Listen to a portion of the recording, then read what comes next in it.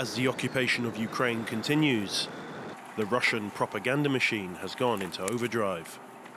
In the early hours of Wednesday morning, Russia 24, a state-run national television channel, broadcast a video claiming that Ukraine were preparing a nuclear strike against themselves. It was a group of Ukrainian saboteurs who attacked the Zaporizhzhia nuclear power plant. It sounds unbelievable, but there are people in the highest levels of the Ukrainian Secret Service and armed forces who are ready to carry out nuclear provocations. According to the Russian Ministry of Defense, such attempts could happen again. The aim is clear: to blame it on the Russian Federation. In other words, it's nuclear terrorism. The Russian angle always tends to focus on one particular aspect: the fact that it is apparently Nazis who control Ukraine.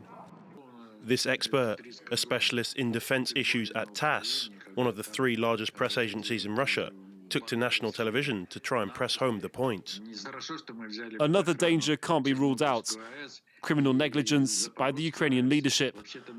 Under the conditions of a collapsing and out-of-control state, experts believe the probability of a technologic disaster increases, especially when all this is accompanied by an ideology of madness, Russophobia, and neo-Nazism.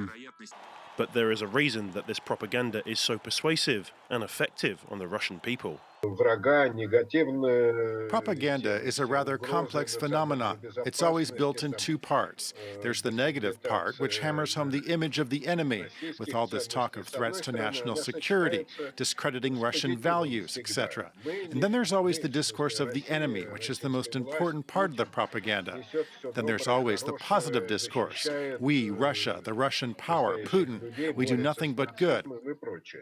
According to a recent study, since the aggression in Ukraine, Vladimir Putin enjoys a 71% approval rating.